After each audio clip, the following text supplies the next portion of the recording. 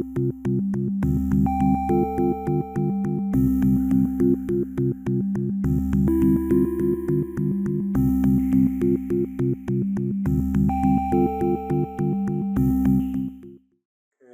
everybody. My name is David Morgan. I'm Arlington's Environmental Planner and Conservation Agent. The December 18th, 2025 meeting of the Commission will be conducted in a remote format consistent with an act extending certain COVID-19 measures adopted during the state of emergency, which further extends certain COVID-19 measures regarding remote participation in public meetings until June 30th of 2027. This meeting is being recorded, and the recording may be made publicly available. Putting a link in the chat now to where you can find all of the meeting materials for tonight's discussions and hearings and so forth. Please note that the Zoom chat feature may be used for questions and comments that contribute to the Commission's procedures, and if it's used otherwise, may be disabled at the Chair's discretion. Public comment period will follow each hearing. The Commission encourages attendees to ask questions and offer comments during the public comment period. Chuck Tirone is the Commission Chair. He'll facilitate tonight's meeting, and each vote taken during the meeting will be conducted by roll call vote. We'll start with agenda review and attendance. Chuck, to kick that off. Nathaniel. Thanks, David. Sure, it's 7:02 on December 18, 2025. And our agenda starts off with a review of the minutes and correspondence, a discussion on 2026 meeting schedule. We have an enforcement order for 66R along with 993 Mass Ave. Our liaisons will report, and we have two hearings. 26 Dudley Street has been continued, or we will have it continued. I think I have that right. Yeah. And then on our agenda, we have the Winchester Country Club. So with that, I'll turn to roll call attendance. Mike Gildesgame. Present. Nathaniel Stevens. Present. Susan Chapnick. Here. David White. I'm here. David Kaplan. Present. Brian McBride. Here. Chuck Tirone is here. Associate members, Eileen Coleman.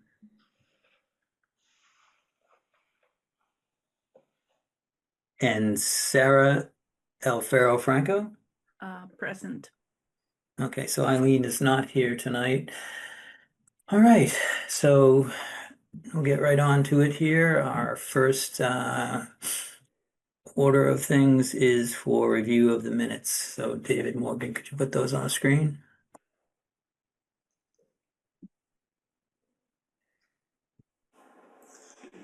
The version that I saw had comments just from Nathaniel. Did anybody else make edits?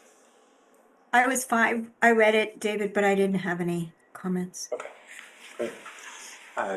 Nathaniel had a light touch, some clarifications around the WPA regs letter that Susan issued for us, added some details about Al Gala being the engineer on the 66 Dudley Street enforcement, and some clarifications to the language, word choice, and so forth.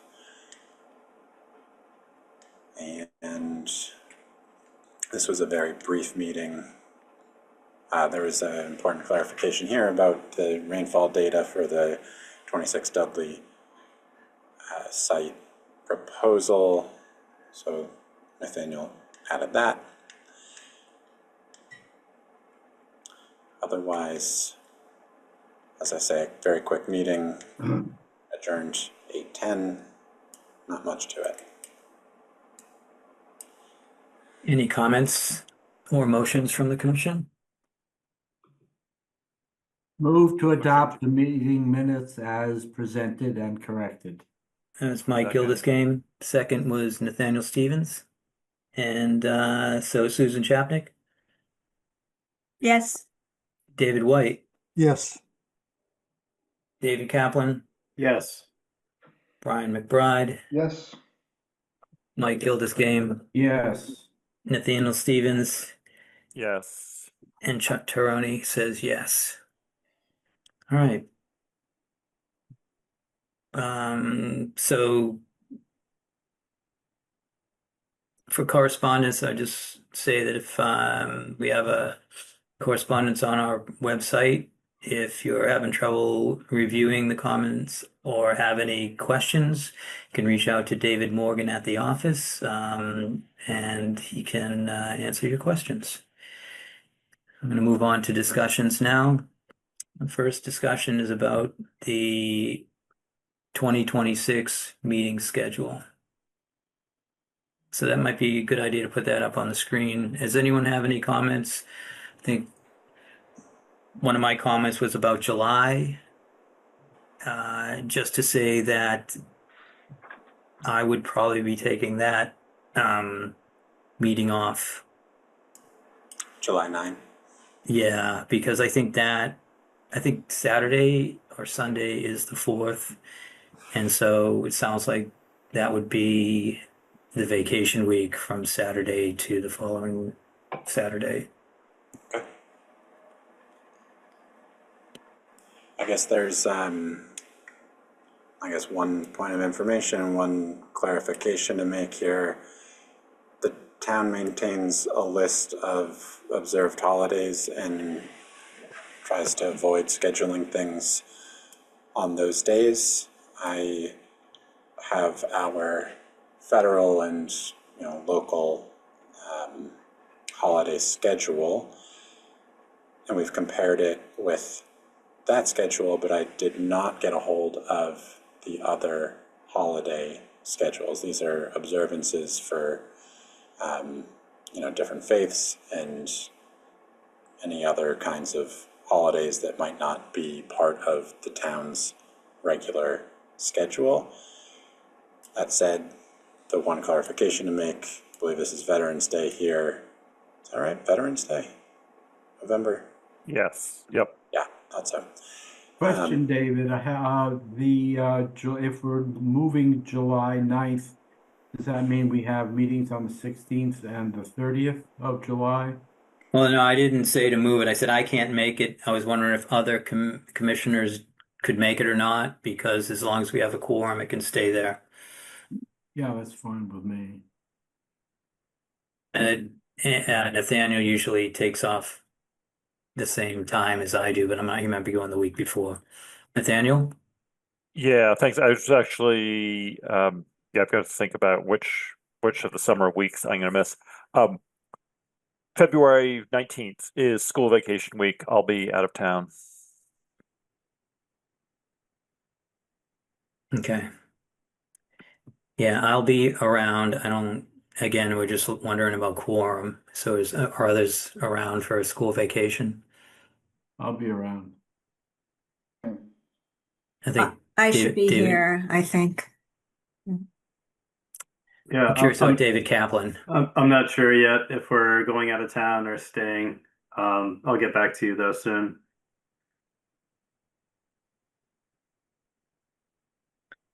So that was 3. So we need at least one other person. So that's up in the air right now. Yeah, I'll be there, Chuck. I don't know if you heard me. Oh, okay. All right. So it sounds like we have a quorum there, so we don't have to move that. And July seems to be fine also. Chuck, I may be gone April 2nd. I'm not sure yet. That's the second night of Passover. Okay. I'm not sure. I might be in the Berkshires.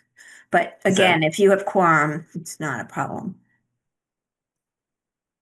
Is that an issue for anyone else for April 2nd? And if not, I think we would have a quorum. Yeah, it sounds all right. Yeah, it may be on the town list though. That's if it's Passover. I don't know which night is observed or. Well, Passover is actually the first 2 nights. Generally, we have Seder. The first night is April The 1st. 1st and 2nd of April. Right. So I'm not sure if the town only counts the first night. Right. I don't know what they do, but yeah. David will cross-check that. Okay. Any other dates we want to discuss? No, the 16th is right before vacation week, so if you move, if you shift the April 2nd meeting, and you shift those both a week, you'll have the second one into vacation week. And I'll be out of town that week. The week after, yeah, because Patriots Day is the 20th of April. Correct.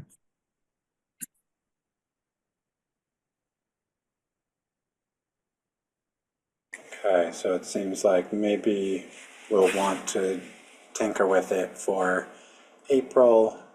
We'll want to correct this deadline, which is for supplemental materials, late, or I guess middle of November. And otherwise, we think we will have quorum and no glaring concerns about the dates that are given. And is that true? is that schedule on the town, or will that schedule be on the town site? Yeah, we'll post this with the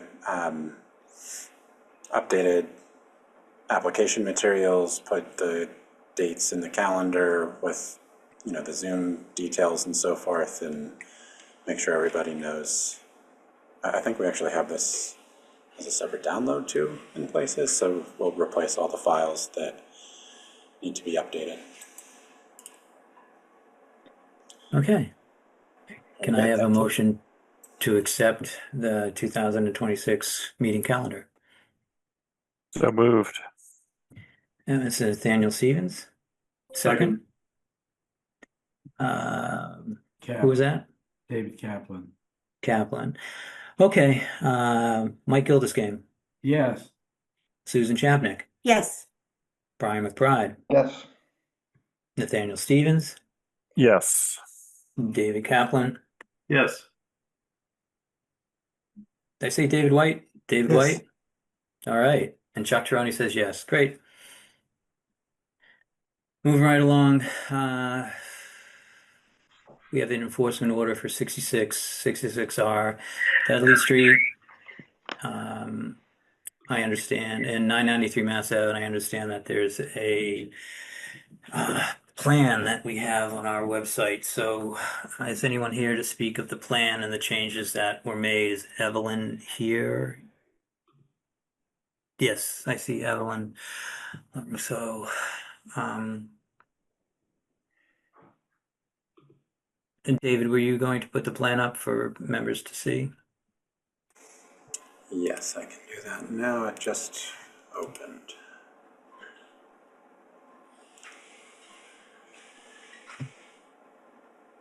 Yeah. All right, able to see that now. I can Yeah. zoom in some. I don't know, Evelyn, if you can hear us, if you're able to come off mute and walk us through what you know of the plan. Okay. Oh, there you Yeah, go. I understand that Al Gala is not here tonight. He is not going to make this meeting. So Evelyn, I understand that you're not a engineer. So walk us through this and it will be appreciated, but we'll take Okay. that into I can- consideration. Right, I can try to, relay what Al had told me. So one of the main things is that the plan is to put in, 2 gabions around, both trees, well, one tree to the left of the property, the large tree. I'm actually looking at my email, hold on. Yeah, there you Right. go. Thanks Yeah. for zooming in. Right, that's where Al proposed that we put one gabion there. And then the other gabion would go right in the middle, and I'm looking at your cursor. Okay. So where the block line of block is right there, that's the second gabion that's proposed to put in for the to allow the water to go through without creating any water pressure. And then let's see, let me see what he wrote. Okay, so the plan also proposes to create a flood storage at the lowest elevation of the work area, which will be the same as the adjacent property. So it'll slope down towards the brook, and then we'll be at the same, and then that'll be at the same level as our neighbor beside us. And we'll have a significant amount of fill that we'll be removing.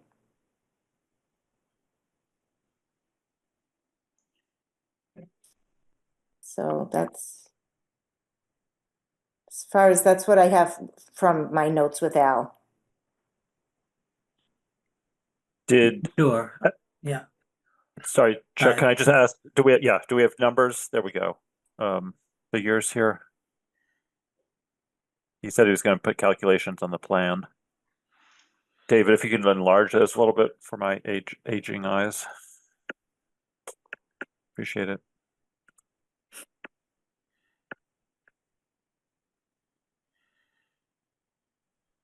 Thanks.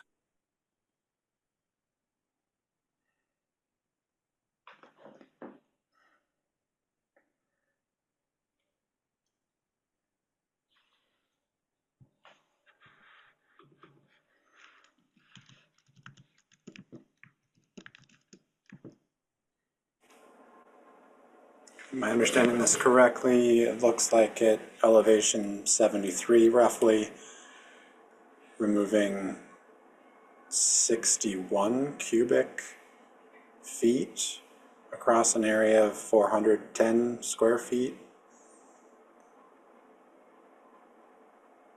That doesn't seem I right. think so. Well, it's between those two elevations. I think between elevation 72.8 must be the floor, the bottom of the flood storage area, and up to an elevation of 73.1. Between those two elevations, it's providing 61 cubic feet is how I read it. And then he talks about, from 73 up to the existing grade is 1845. So you add 1845 plus 61, and you get, whoever's good at math, 1906. 1906. Yeah. It's total cubic feet of added flood storage, Gotcha, thanks for explaining that. I think. Yeah, and that's what, that number between the two, it's confusing because you're just like, what's the 61 related to? And it's supposed to be representing between the two elevations that are listed. That's how I understand these are read. Yeah, so this the flood elevation 73.1, but he has a spot of 72.8.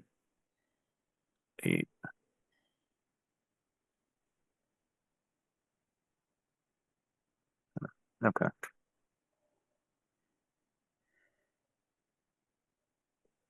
I see. So there's a lot of questions for Al, of course. Specifically, it looks like the cutting is starting at 74 and not at the bank. No, I think those are proposed grades. Yeah, Right. the Cut. darker ones. Oh, I see what you're But saying. Right. yeah, but the bank it's in front of the bank, so I didn't. Do we have an elevation on the bank? Is that 72? 76 existing. 76 say? at the bank? Yeah, what's I that see note on this the one left? coming by that says 75. There's also TOW, top of wall is 87. Sorry, David just moved it away. It's David, shift the plan. Yeah, that way. I think TOW is top of wall, elevation 77. So that would be this Is that me? top of wall is 77. Okay.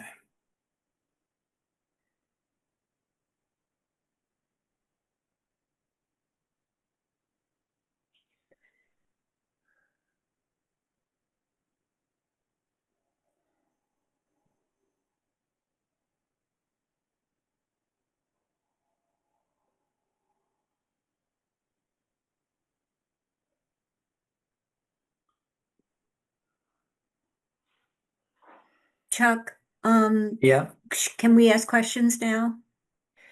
Oh, yeah, please. Okay.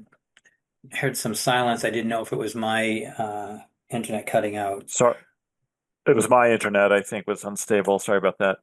That's I was going to say okay. the top of wall, I think the 77 is proposed top of wall. It's not existing, but you can see on the plan, there are some existing grades. I see a 77 line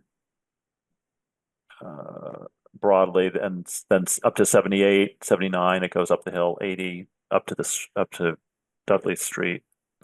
So I think he's proposing the top of wall would be 77, maybe just in that location. I'm not sure, but I would just say overall, it reflects what I think David Morgan, tell me if you disagree, but I think this generally reflects what we discussed in concept with Al and Evelyn a month ago or so.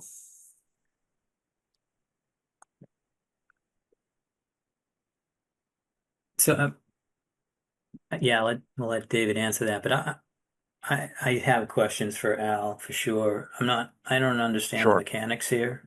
That straight Gabion wall and the elevations, let's say 75 down to 73, and the need for that there, and I guess the berm between, I know what the berm's for, between Millbrook and this storage area.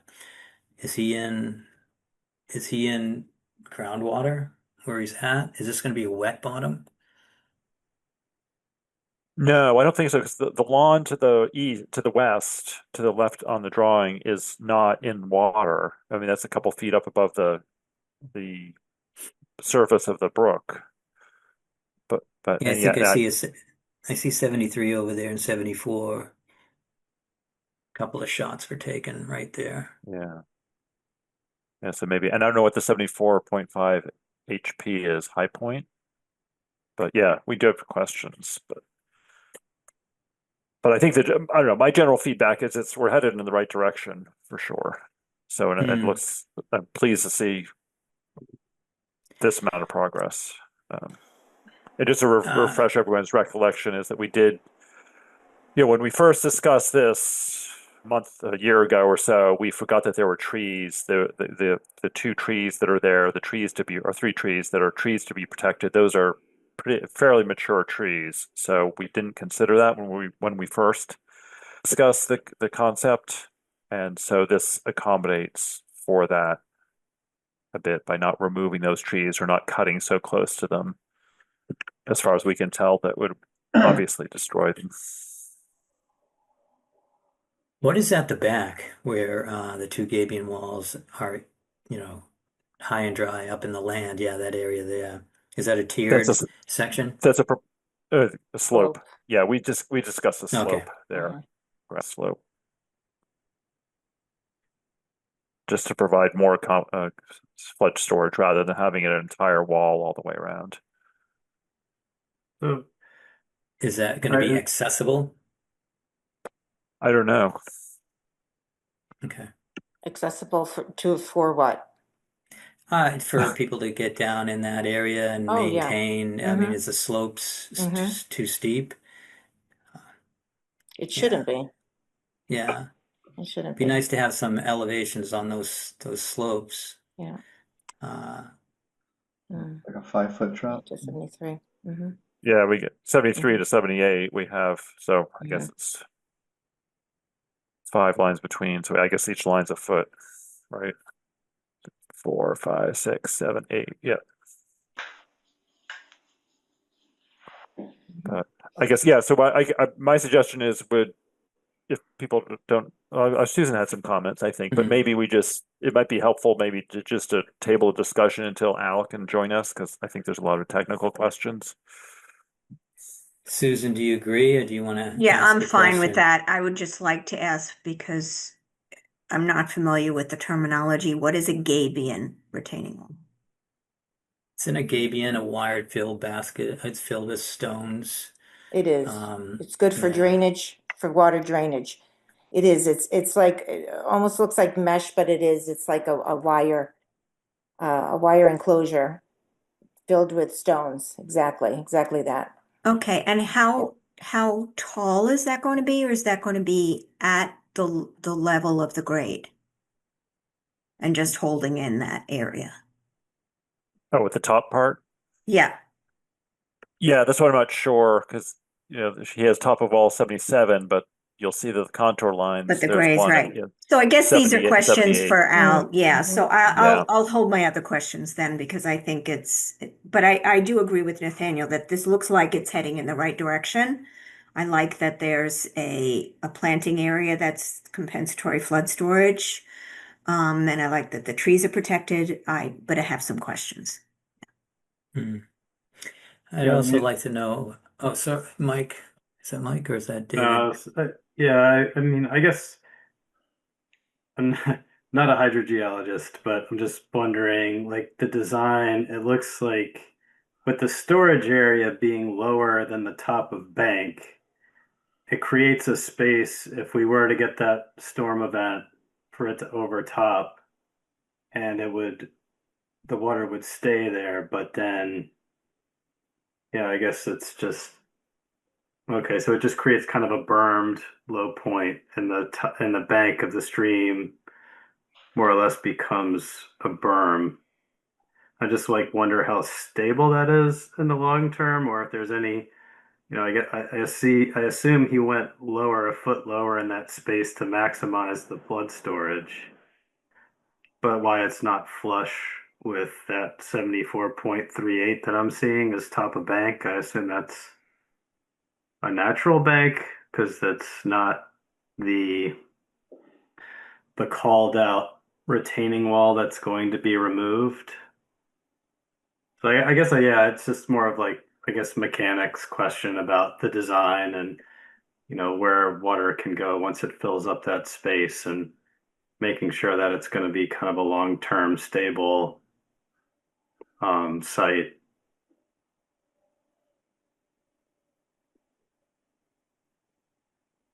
When's our next meeting? It's not the first Thursday, right?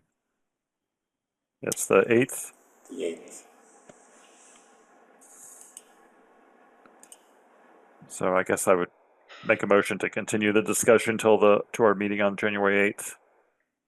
Can I get a second? I would only like to do that if Al can join us. Otherwise, it's not going to be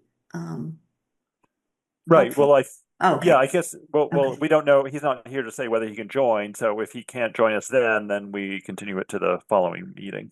Gotcha.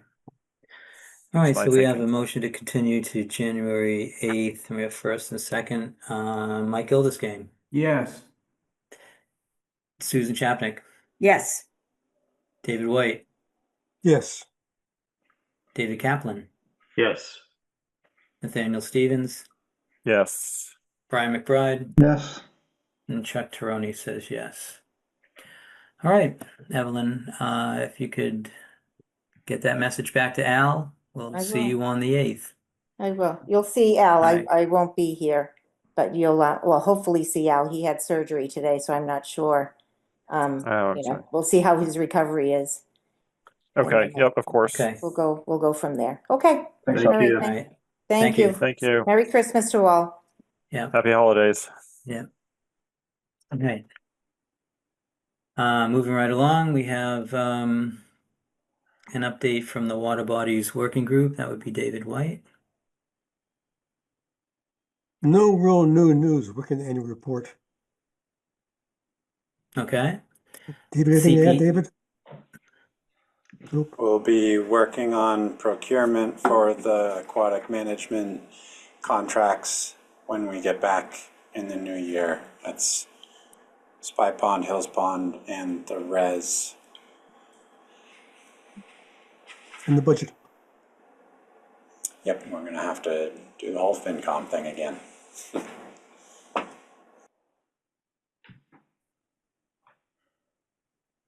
Then I have a question quickly on that, David and David. So securing the new contracts, that's under the existing budget, correct? We have the existing budget for those new contracts. They shouldn't be held up. Through June 30th. Okay. All right. So Water Bodies Working Group, this might be a good spot to bring in our expert, Nathaniel Stevens. And we did have a meeting about with town council and with Nathaniel, and we wanted to understand a couple of things. One was the commission's authority on wildlife, as it mentions that in our own regulations, and who in town would regulate, fishing and those kind of policies and regulations. So with that, I'd like to have Nathaniel give an update on both meetings, if it would be possible, Nathaniel. We should mention that, all the fishing issues, yeah. Sure. Yeah, sorry, I was only at one meeting, remember? I was only at the Yeah. meeting with town council. Okay, sorry. Oh, I'm Yeah. sorry. Oh, our meeting the prior. Yes, I'm sorry. Right, You're thinking of the right. meeting we had a week ago with Which, Susan Stamps, right? and then we needed to get that meeting with town council because it came up Right. some other questions. Sure. That's right. Yep. So that came up. So town council did actually send us a memo this afternoon, uh, which so Chuck and I met with town council on Monday afternoon, and said that, relayed the concern. He was very sympathetic. He said, a lot of people in town, a lot of people are sympathetic to the situation that's happening at Hills Pond and the other ponds with the wildlife consuming the leftover line. And town council agreed with me that in terms of trying to regulate that under the Wetlands Protection Act and or more importantly under the bylaw, is a bit of a gray area, because we don't protect wildlife sort of per se under our permitting program. It's more the wetlands bylaw and the Wetlands Protection Act are more permitting. So we're looking for activity that's happening, like a project. It's much more, I guess the crude way to talk about it is to say it's much more development focused.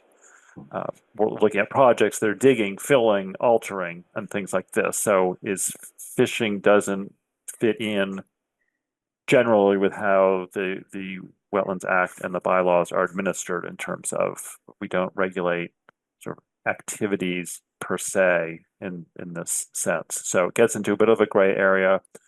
There's also the issue of, with the larger ponds, we run into that because if they're 10 acres or more, they're owned by the Commonwealth, which would apply to situations at Spy Pond. So there's preemption there, and really less authority that the town would have. Spy Pond is different. It's smaller. It's under 10 acres. So we don't have the Commonwealth issue as much in that sense of it being a pond of a certain size, but the Commonwealth does come into play regardless of the pond size, because they have licensing standards and they regulate the activity of fishing. So we don't have, so we run into that. That's a separate issue in terms of any impediment that we would have, or that is an impediment, I should say, if we had the clear authority under the bylaw to regulate the wildlife. And so that was my analysis, and that was Mike shared that. He did send a memo today, which was brief and to the point, and I just lost it on my iPhone. Sorry. Why is it not coming up? Here we go. Whoops. And it says, it's addressed to Chuck, and we can put it up on the website too. That says, thank you for meeting me this week to address the use of fishing, the issue of fishing at Hills Pond. As discussed, it is my opinion that while the Conservation Commission currently has an ongoing role and responsibility to protect wildlife in Arlington through management of wetlands. Sorry, old person probably ought to change glasses here. David, did it get to David Morgan? So Maybe not. I didn't see that, Oh. Nathaniel. I would love No, to it see that. it came in literally Yeah. at what, 4:50 this afternoon. Oh, So okay. yeah. So as discussed, it's my opinion that while the Conservation Commission certainly had an ongoing role and has an ongoing role and responsibility to protect wildlife in Arlington through the management of its wetlands by regulating certain activities conducted or proposed therein, the jurisdictional authority for the promulgation of rules related to fishing at Hills Pond rests with the Park and Recreation Commission. So that is the memo. It's short and sweet and to the point, and I can forward it to David Morgan, who can hopefully post it or share it, or send it to Jackie too. Yes, who's that would be faster. helpful. Yep, Okay, just went to both of them thank you. on that, so you guys have it and can distribute it and show it. So that was his opinion. So again, he didn't, and same with me. I mean, everyone's very sympathetic to the situation. Just we don't have clear authority to do much about this with our existing authority. So Nathaniel, then explain this to me. So we have a definition of alter in our wetlands regulations. Alter to change the condition of any area subject to the protection by the bylaw and shall include but not be limited to, and we have a whole list of things. And one of them is any activities, changes of work which pollutes any stream or body of water in the town of Arlington. You could construe that fishing line waste pollutes the water. It says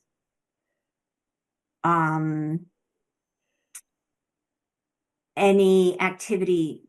So I forgot where it said I guess I'm just wondering, because you're saying that we have the authority if it's a project, not if it's fishing.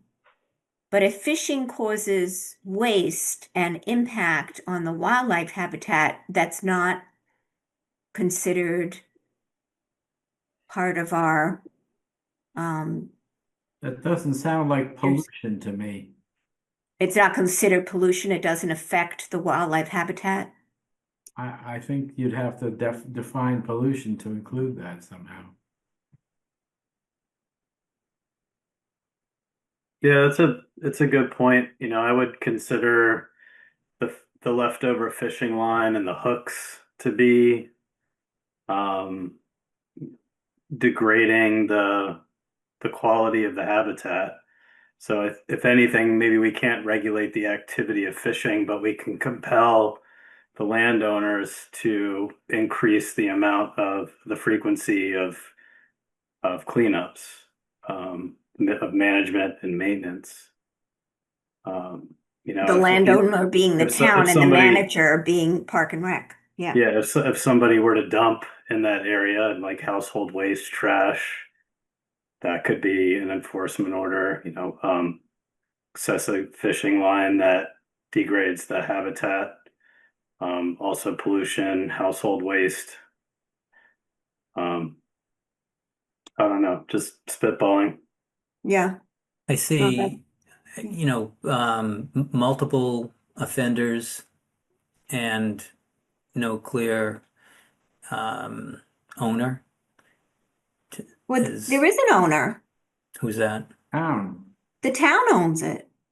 And the Park and Rec manages it. That's basically what town So what? council said, no? So what are we proposing? Yeah, so there's, if you dump a trash barrel full of trash or you dump a dump truck full of bark mulch or something in the stream, everyone can see that.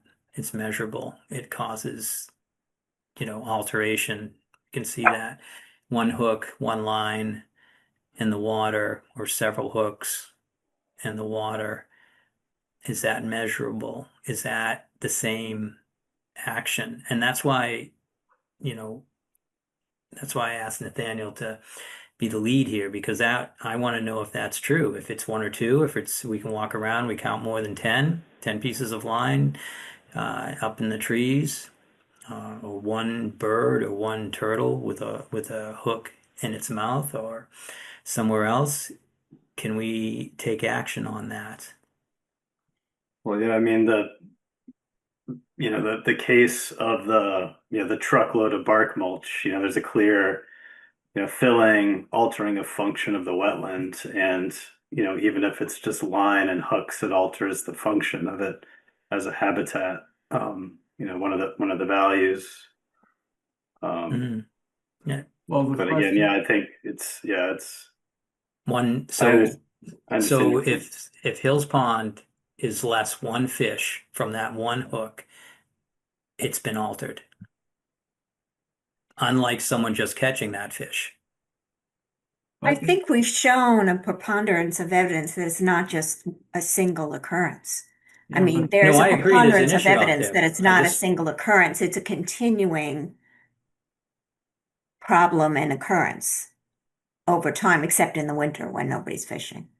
I think the I see other, Mike has his hand up though. yeah, the other point is, so what? I mean, so if we find there's lines and hooks and bobbers or whatever, who does anything about it? What happens? I mean, you can have all the regulations you want, but if there's no recompense or penalty or options, I mean, what do you do about it? Or is that not a question we can ask? Well, that's what we're talking about now. So if we have, first we're talking about, do we have authority? Do we have any kind of authority Right. to do this? So, Dave Kaplan is making a good point, making an analogy. If this was a, private pond and we were given evidence that there's a lot of fishing line and bobbers and lead weights and stuff like that that was going into the pond, we might be concerned and put an enforcement order or something on the homeowner, at least reach out to them and say, hey, you are impairing the habitat of wildlife in this pond of yours, right? So, so we're just first, I think we're finding out what it is we have authority to do, and that's what Nathaniel was exploring with town council. Then it is what are we willing to do about it? Or what What do we have the avenue? authority to do about it? Well, Right. so first that, it's the authority, and second is what do we want to do? Because even if we don't have authority, you still can send letters. We've sent support letters about lots of things. We don't have the authority to change things in the State House, but we send support letters to support certain actions to, advance yeah. our mission Right. of protecting the So wetlands. Yeah, go ahead. Nathaniel has his hand up, but I would add that if we were to send an enforcement order to this person that owns a pond in the scenario that's being talked about, what would we ask them to do? We'd ask them to clean it up. We'd have to take action. I'm not sure everyone here understands that the town did trim the trees back and did clean up some of the lines and did put up fishing line waste canisters. And The there's town been doesn't clean up the lines, the volunteers there's do, been but that's, problems with it, and it's same with someone at home. Same thing may or may not happen. Enforcement is something that just doesn't happen once, has to be continually monitored. So I'm don't want to just go off because we're holding the town. We should be held to the same standards, not higher standards. Um, Nathaniel, if you have Thanks. Yeah, something to sorry add. sorry to my Zoom's not cooperating tonight, so pulled out an inopportune time. Yes, and I think what David Kaplan was saying, or Chuck was saying too, remember the bylaw does say that we regulate these things. People have to come to us where the commission, I just lost the wording, where we determine if there's a significant or cumulative effect on the resource area values.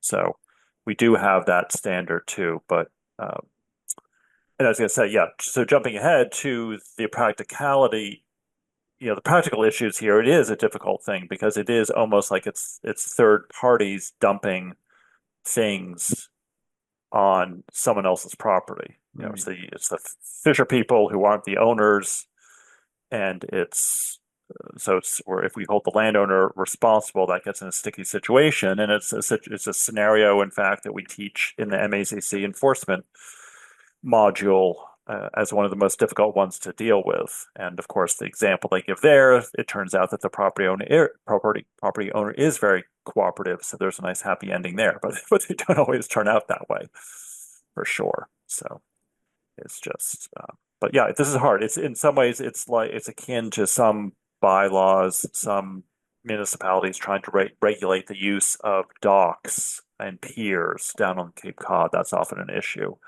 there. Gets sticky. It can get sticky in those situations if the bylaw is not very explicit and about regulating those activities. Nathaniel, do you think we could use the accumulative effect based on what we know in the reports that we've heard for the last couple of years at Hills? That's a judgment. I don't know. I guess that's a collective question for the commission. Yeah, cumulative effects is. And again, if it's to a force, do we define it? Let's see. I can't remember if we define cumulative effects. But yeah, I just think it's a hard situation when it's sort of third parties dumping, as I think several of you have identified. And then of course, and again, we're jumping ahead not from, do we have the legal authority, but as a practical matter, even if we do, what would we do? And I think those management plan two points come up together. So yeah. So yes, cumulative effects is defined as an effect that is significant when considered in combination with other activities that have occurred, are ongoing simultaneously, or that are likely to occur, whether such other activities have occurred or are contemplating as a separate phase of the same project, such as the build out of a subdivision or an industrial park, or unrelated but reasonably foreseeable actions, including other development projects that are currently under construction, under review, and that may be expected to come forward. So again, that just reflects the sort of building project bias that these, that these laws are set up to address. So they're not really, natural heritage is really the one who has more of a direct statutory authority to protect wildlife per se. And Chuck and I were discussing this the other day, and I think the reason why wildlife is in there is that if you think of a development, let's say, where there's turtles on the ground, which I don't think we have this much issue in Arlington, but in elsewhere, if someone's going in to dig a project for a big warehouse, you're protecting the wildlife. Not only is the wildlife habitat going to be destroyed by that digging, but you want to make sure that before they put the shovels in the ground and start excavating, someone does a turtle sweep and a turtle survey, and they collect that wildlife and they move it and they protect it, or you scare the deer away or something like that. So that sort of is I think the genesis of that, if that helps. And remember that the bylaw in Arlington was probably taken from the MACC model bylaw, so it wasn't. This is not something that it was Arlington specific. That term and the evolution of that language did not evolve. I bet did not evolve just from being Arlington specific. So just some historical context about that. But so I feel like we're trying to use this law in a way that it hasn't traditionally been used, and it's passed, but for what that's worth. Not that we have to be constrained by that.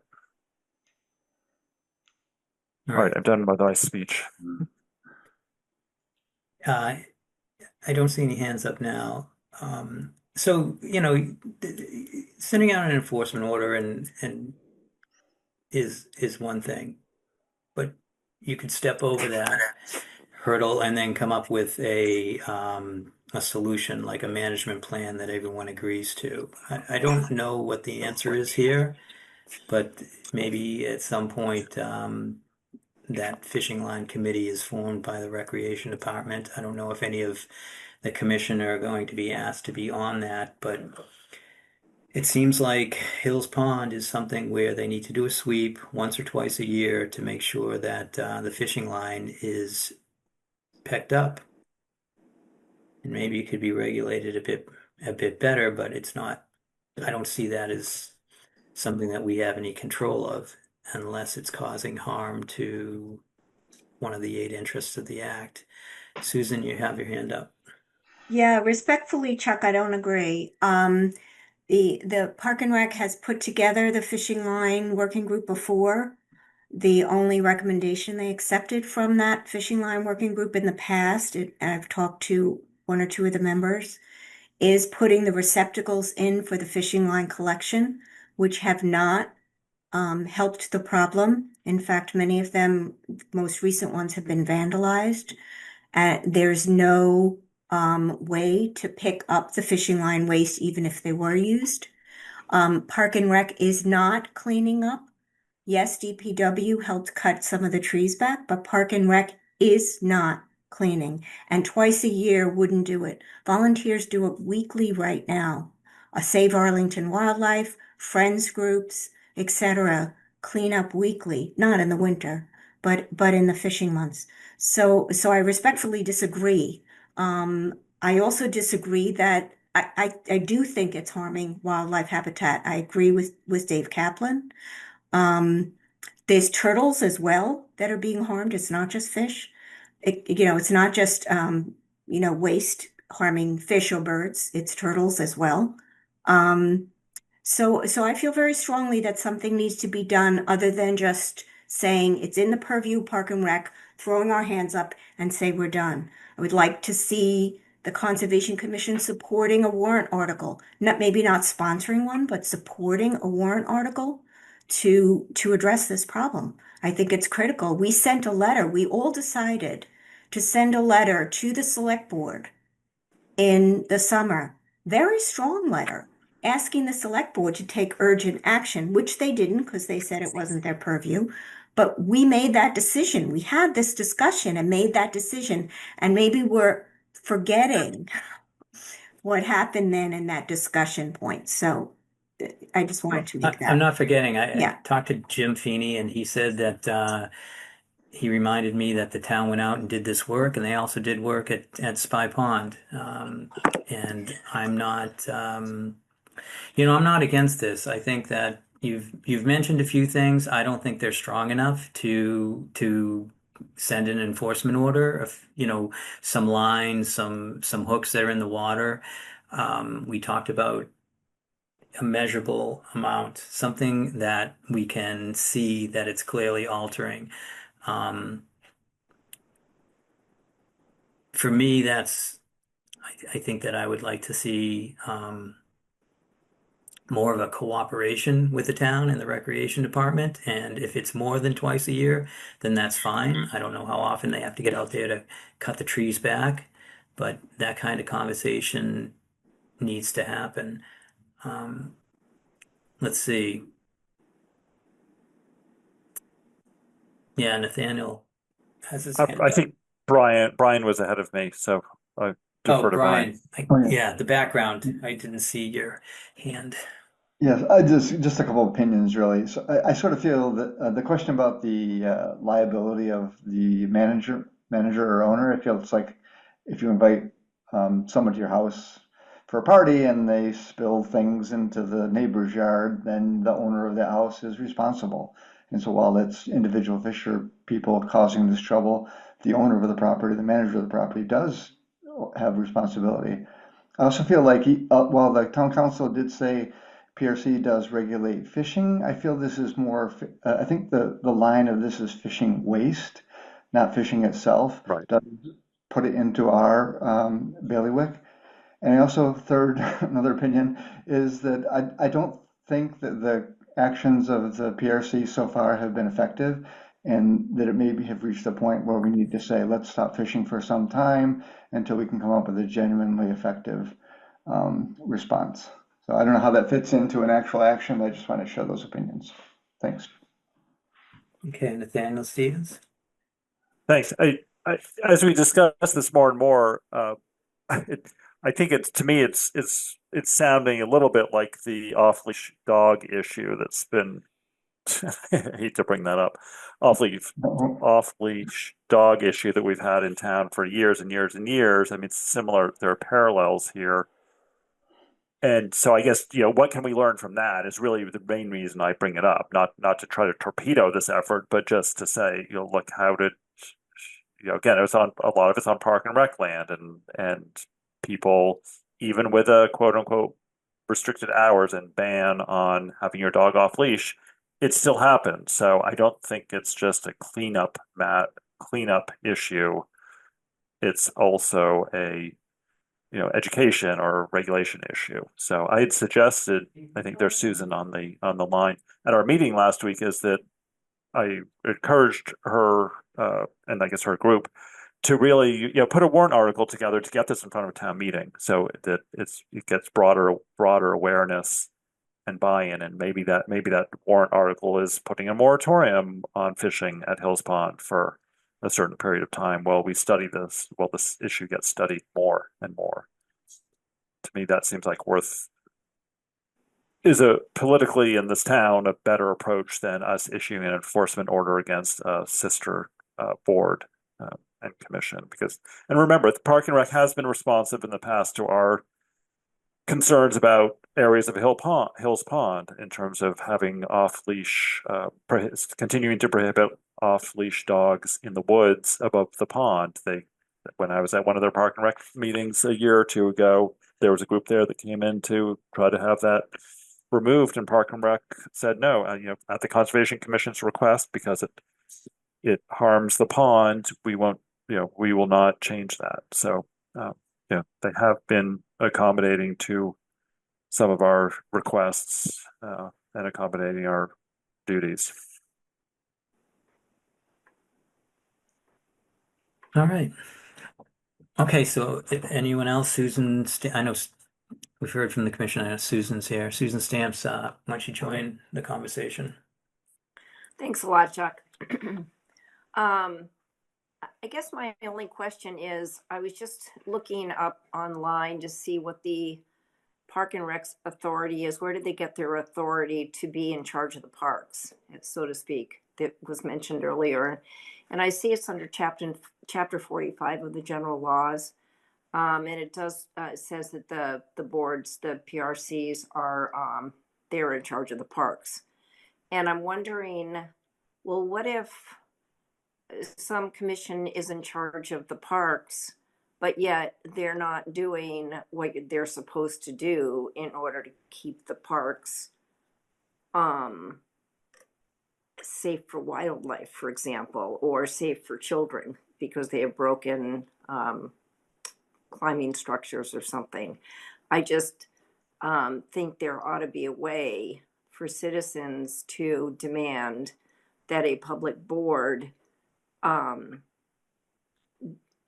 seriously consider all aspects of what being a good steward of the public space is, and rather than just say, no, we're just going to let people keep fishing and having waterfowl end up with hooks in their beaks and owls hanging from trees from fishing line and things like that.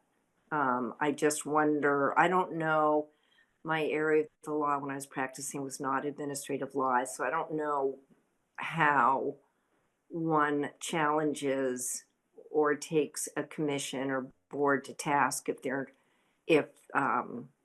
the case can be made that they're not fulfilling their statutory responsibilities. I'm wondering if anybody has a thought about that.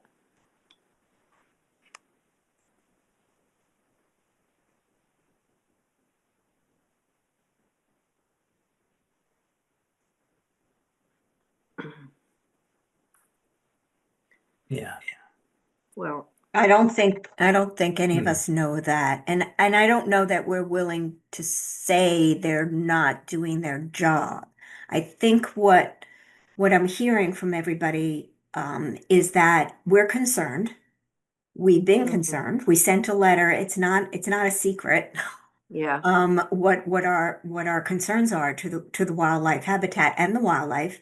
And I had brought up enforcement order before, just as an analogy. I don't think that's the way to go. I agree with other members of the commission that say we should first try to work with Park and Rec, which we have, but in a roundabout way. So maybe we need to be more direct. But I think a warrant article personally is the way to go. I agree with Nathaniel Stevens that it garners more attention in the town that way. Park and Rec and the town manager can see that there's more concern if it's a warrant article and goes to town meeting. And I do think that there needs to be a pause at Hills Pond, which is a very stressed pond. We said that very eloquently in our letter. It gets algal blooms, so cutting back trees is not a solution because then you're creating more heat and more algal blooms. So at this pond, though the solutions that the Park and Rec and the town have proposed, in my opinion, are not the right solutions for a small stressed pond. And so there should be a pause and a study. And I would vote an independent study, not just a study group from the town, an independent study funded maybe by the water bodies group to study the fisheries and the ecology of that pond and make a recommendation. That's my opinion. So in other words, even though they do have the power under Chapter 45 to regulate the boards, the parks, the thought is that town meeting can say to them, you're going to have to pause the fishing. Well, that's something I talked to town council about. But if it does come to that, I hope that we will get the Conservation Commission support for it. That would be very nice. And I appreciate you guys being concerned about it. Thank you, Susan. Nathaniel Stevens, you have your hand up? Thanks. Yeah, I was just going to add that, remember, my recollection, and others can remind me if I'm right, is when you do a town meeting warrant article, you also get a hearing. The select board has a hearing on it. Yeah. So I think that's often an opportunity, another venue for you all to raise the issue and show I'll say gruesome images of the effect of the fishing line. So I would encourage that. And then first thing I would do though is talk to town council and see if it's even feasible to do that under state law. So correct. Yes. Yeah. But, that I don't know. And that's this first step has been taken because of course we'd rather you did the work than us. So of course. I don't understand the question. So if it's feasible to have a warrant article? no, if it's feasible, if town meeting has the authority to order the Park and Rec to do something. Yeah, I don't know. That's a good question, but Yeah. They can ask them strongly. Yeah, you still might put it on the warrant, and then you can opine to select board later or not. Make a big kerfuffle at least, then a lot of people will learn about the issue, and then maybe they'll pressure Park and Rec. It'll work out. So, yeah. Maybe, yeah. I mean, I remember that Laura Kiesel had told us that for the rodenticide issue, that the town wasn't going to act on it. That this and banning the sugars that affects the prey animals, especially the birds of prey. And that she brought it as a warrant article, and that forced the town to take it up, the select board and the town manager, and then eventually approve it. So there is that kind of weight to the warrant article, and like Nathaniel said, then you also get an opportunity to present this to the select board. And have there are a lot of positives. I'm not sure that's a good comparison, but yeah. And sometimes it takes more than one attempt to get something passed through town meeting, remember? Sometimes. Unfortunately. Okay. But don't be discouraged if it doesn't. Right. I would also like to ask if the water body committee could discuss this themselves. So our water body committee is our experts on managing our water bodies. And I would like them to take up this issue as an agenda item and see what they think about, potentially funding a fisheries study or whatever they think needs to help Hills Pond. It's a pretty So I'd full like the agenda. I can bang it opinion. up. Yeah. We have a lot to Do do. they have Anyway. the authority to do that without permission from the Park and Rec? Well, so if they just want to study the pond, the health of the pond, the health of the fishes, the health of The the pond turtles, the now. health of the ecology, I don't see why we need Park and Rec's approval. We don't get Park and Rec's approval for managing the pond. We treat it with algicides. We have monitoring of dissolved oxygen and temperature and phosphorus, and we don't ask for their permission for that. We manage it.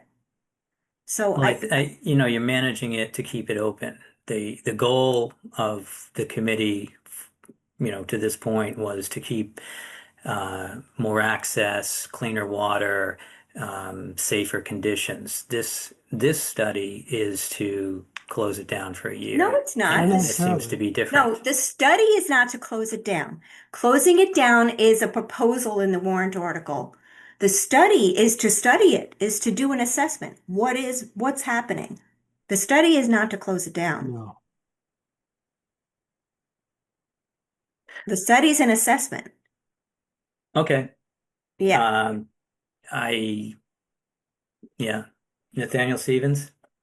Yeah, just one comment. I would not suggest doing a study to study the fish and the fowl and the birds and doing an inventory, because I think Laura's images that are fairly well documented already tell us that that's there. I think time and money is better spent hiring a consultant to come up with some management recommendations to address the issue.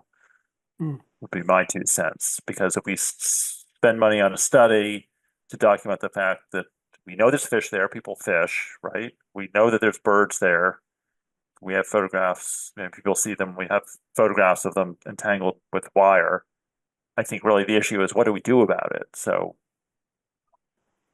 in my mind, it's taking too much time and too much money just to somewhat study the obvious, when the real nub of the matter is, how do we protect that, the wildlife, the birds, the fish, etc. Right. And that's well taken. I guess what I was thinking too, I think that's a good point. But what I was thinking too is the ecology already stressed? It is stressed. Besides just our visual, it's like Chuck saying, how many do you count that died? Like, is it already stressed? So maybe we need to do both. They don't need to do a huge assessment on that. But is it already stressed, and what should we do about it? Because we can say it's already stressed from those pictures, but somebody else could say, like Chuck said, well, there's one here and there's one there and there's one here. So is that a cumulative effect? Is that a real stress? Is that, I don't know. We know that it's environmentally stressed. I'm speaking out of the regulations. I'm not speaking for one's too many in my personal life. But if I don't want to have anyone tell me that we flew off the handle here and, we shot from the hip and ran for luck. And I would rather be prepared and know what we're getting into. And I also think there's an avenue here to just go to these committees and say, we need a management plan. Can we work with you?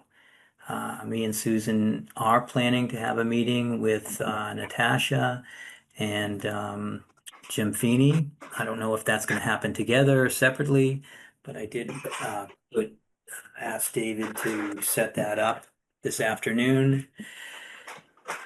And that could be possibly one of the solutions. So, Are you going to invite anyways, the chair of the Park and Rec Commission, who I don't know who that is now? yeah, It's, so that came up also. Yeah, so it's Jennifer, oh, what's her last name? That's yeah, still Jennifer. Yeah. Yeah. Okay. I'm on the website. Oh, yeah, it's on it. to see if we can, yeah, so maybe that's a next step. So what I'm hearing here is kind of what does the commission want to see or hear about this issue in the next couple of meetings? Anything, or our advice tonight is to have the Water Bodies Working Group take this on and report as needed back to the commission? What's the next steps here for the commission regarding the fishing line discussion? Well, I think that plus you and Susan reporting back on your meeting with the chair of the Park and Rec Commission and the director and Jim All Feeney. right, so David White, Also, I think the people putting out the warrant article should report to us as well, so we know what's going on in terms of the warrant article. Not just the Water Bodies group, but the people putting in the warrant article. Right, so there is a small group of us that's not a formal group of the Conservation Commission. We don't have a quorum. There are other people on, including Susan Stamps, that have been discussing this issue. And we set up a Google folder with a lot of information in it. So I would suggest that the Water Bodies Working Group, when they take this up, have access to that Google folder. I know you do, David, so you could pass it on to them. Yeah, I can. And then when you put this on your agenda, I think someone like Susan Stamps or Laura Kiesel, who's also on that group from Save Arlington Wildlife, could join you, or myself or Chuck, could join you and fill in the gaps of what we've discussed. So you don't recreate the wheel and we tell you what information we've already gathered. Okay. right. We have a very full agenda. We may have to have a special meeting to discuss the fishing line Okay. issue. So, all right, so what I'm hearing is it's going to the Water Bodies Working Group. The commission will hear about this through our liaison report. And when the warrant article is drafted, we'll have a review of that, and we'll read it and approve it or make some comments. So yeah, next steps, I told you what me and Susan are going to do, and we'll report back to the commission on that. So with that, I want to conclude this discussion. And seeing no hands, we're going to move on to the next, which is CPA Committee Liaison Report, and that's Brian McBride. Hey, everybody, not too much news. The proposals are due tomorrow, right, David, for the final round of CPA proposals. So it's going to be another month or more after that until the CPA committee reviews those proposals. David, I don't know if you have any updates on, I know you're working on one or two. I filed our application, Great. and that's for the stairs at Millbrook and the bikeway on Mill Street. And I got a support letter this afternoon from DPW. They've been involved in the conversation around the need to replace those stairs, and also wanted to inquire with you all whether actually I wanted to ask about a different application. I'll save that for later, but suffice to say all three are in. That includes Cook's Hollow, which the commission had sponsored for funding in the past, and of course it's one of the properties, and 21 Pond Lane, which is a select board property. That's for the native garden there. That's the one I was going to ask for a letter of support on. Is that right? Or am I asking for Cook's Hollow? Which one did you do at the meeting that I didn't attend last week or last time? Cook's Hollow.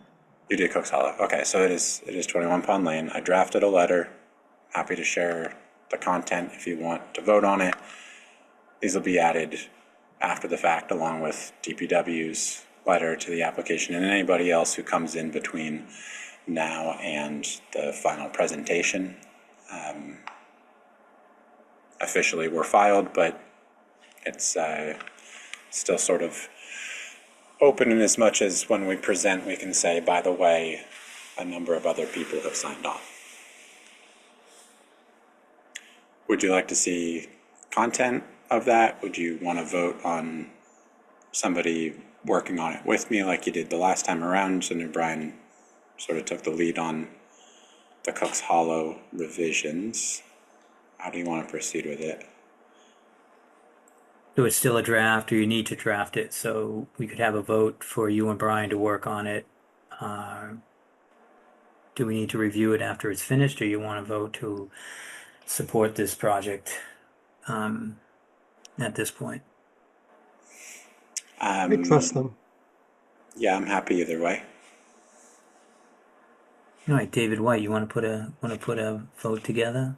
Can move Okay, forward on this. let's approve this letter put together by David Morgan and Brian, I guess, supporting Cooks Hollow and 21 Pond Lane. Can I have a second? I'll second that. It's David White and David Kaplan.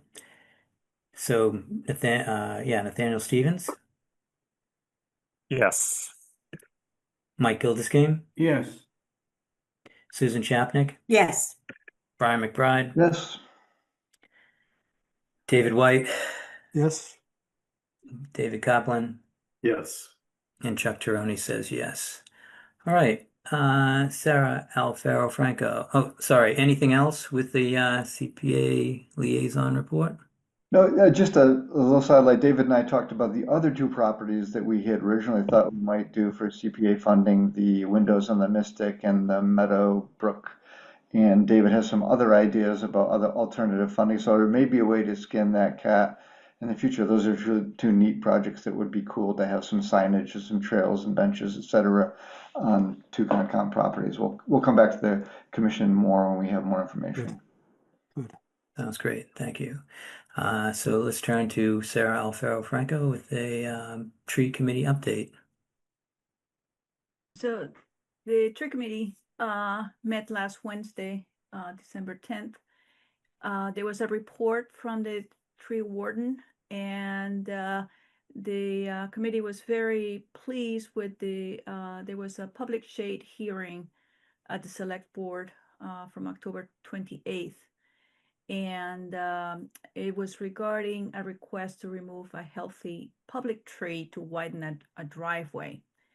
And under state law, the tree warden cannot remove a healthy public tree without proper, proper process and public input. So the board denied the removal. They explicitly said, I need more coffee here, rejected the idea of sacrificing straight trees for wider driveways, and the tree committee was very pleased with that. In addition, the tree warden described ongoing tree work. The in-house tree crew is currently pruning and grinding. Their tree work is slightly delayed by snow ice operations, holiday lights, banner changes, and things like that. They do have an outside contractor that's helping reduce the backlog, and Eversource is in town removing and pruning, emphasis on pruning hazardous trees near power lines. Good news regarding new plantings. There were 2 large native trees planted at the Whittemore Park, and after there was a removal of an older decayed tree, and the fee for that came out of the Trees Please Fund, which is funded by fines for tree takings. The tree warden is going to personally water these large trees until a more sustainable long-term solution is found, because a 3-year contract for watering, the estimate came up to $7,000, which was the DPW declined. Regarding watering policy for winter care, the tree warden said that the town is not watering trees in the winter. Watering will resume in the spring through the summer with seasonal staff, and they encouraged residents to water newly planted trees when there's warm weather around 40 degrees. But once the ground is frozen, it's let them be.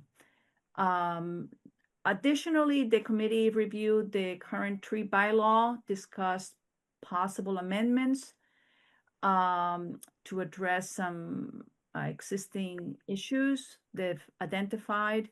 One of the ones discussed was that some tree plants and enforcement actions are not always consistently going through the tree warden, even though they are being reviewed by the ARB or CBA. So that is something the tree committee is discussing.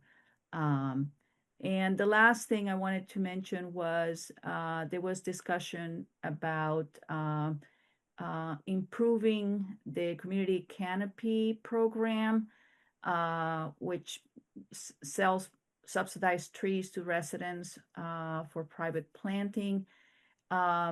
There were some concerns about outreach to multifamily properties. And one of the things discussed is that sometimes there is, it's difficult to get a point person responsible for watering, and it's unclear who has the responsibility, and sometimes there are limited spigots or hoses on the outside of the houses. But these are things that the committee is discussing to improve the outreach and encourage the program to grow. So that's about it. All right, thanks, Sarah. It was a good update. When is your next tree committee meeting? I have to look at the calendar. No, okay. January, I'm sure. Okay. All right. That's fine. That's fine. All right. So that ends our discussions. Nathaniel Stevens has his hand up. Could I just give a brief update about Sims? Sure. Just to report that we had a meeting earlier this week, and Dan Cathcart is in the process of, he's about to select a contractor to do all of the baseline surveys for wildlife, soils, and the third one, which I'm forgetting, but he's working on that.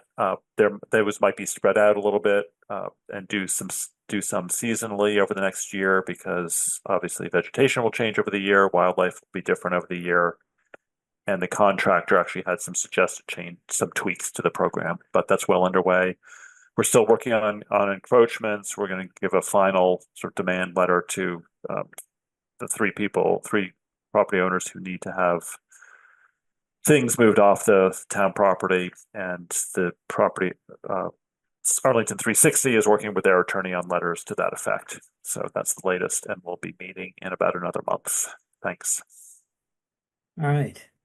I think the only other item we usually have is a recreation update, but I think we covered that with that earlier discussion.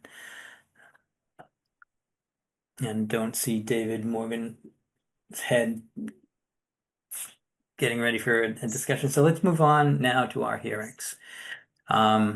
Sure. So the first hearing is a notice of intent for 26 Dudley Street, and that was continued from the first meeting in December 4th. And the applicant has requested that this hearing will be continued into January 22nd, 2026. So can I get a motion to do that? So moved. Nathaniel Stevens. And second? Second, Brian McBride. Okay, so Mike Gildersgame, Yes. Susan Chapnick, Yes. David White, Yes. David Kaplan, Yes. Nathaniel Stevens, Yes. Brian McBride, Yes.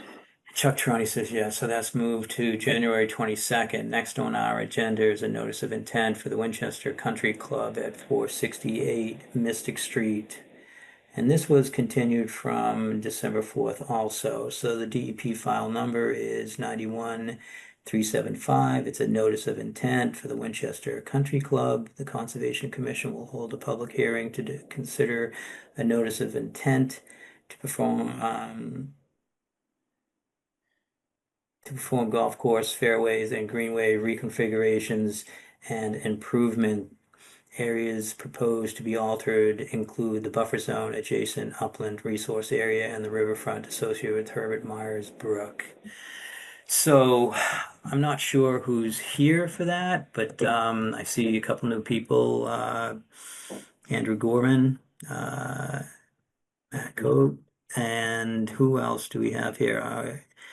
Jim Simmons. So I don't know if one of you guys can introduce yourself for the record, introduce yourself for the team, and David, make sure they have sharing ability so they can put up the plan as we discuss this project.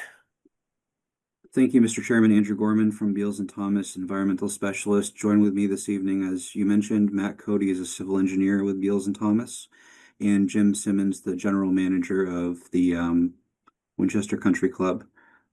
So we have here a plan for very specific golf course improvements specific to existing tees, existing bunkers, and an existing green.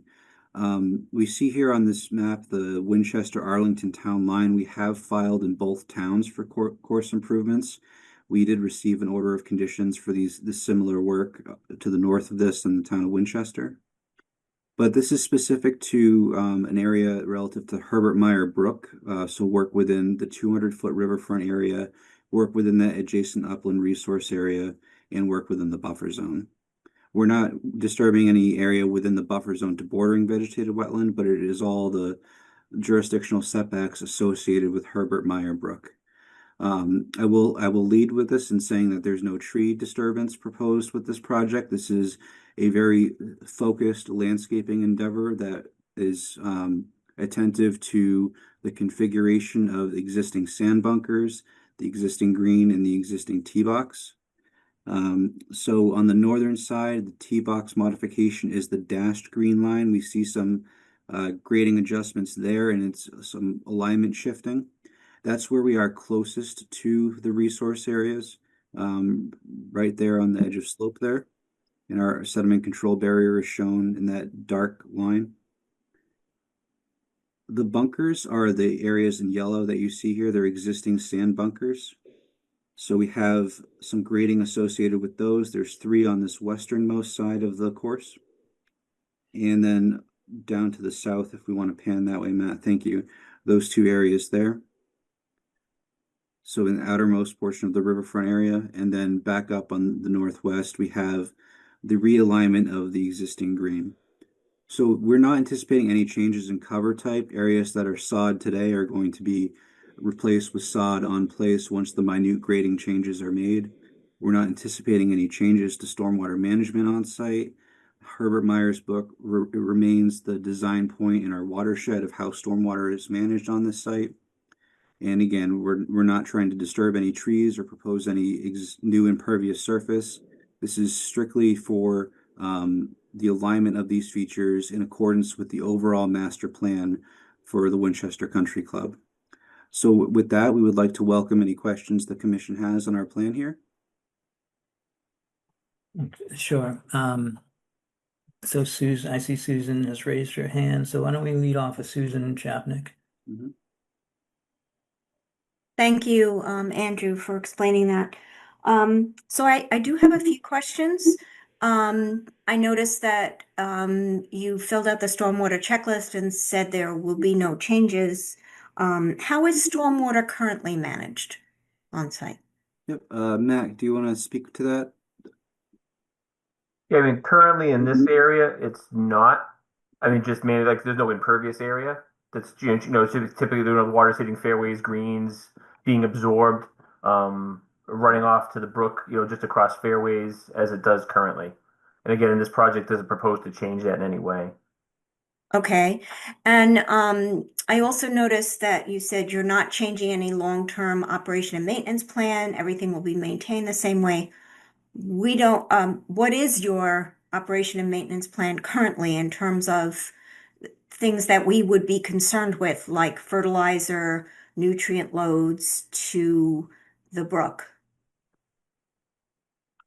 I guess, Jim, are you able to speak to that?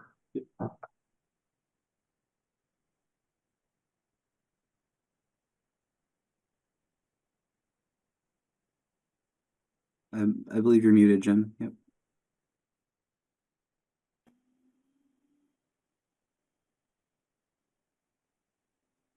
I don't hear anybody if somebody's Yeah. answering, sorry. Sorry, Susan, I was just unmuting there. I would know the specifics on every single fertilizer that we use. I need to get the superintendent to get back to you on that. Okay, do you have an operation and maintenance plan that you could submit to the commission so we understand what is happening currently? Yep. That would be great. Thank you very much. Appreciate that. On the, I had one more question. On standard 10 of the checklist, it said post-construction BMPs, best management practices, are being proposed, but I didn't understand what those were. No, I guess none are being proposed. So if that's what it said, that's a typographical error. Okay, so there's no change to That's correct. any stormwater management currently happening on site. Okay. Correct. And then it looked to me like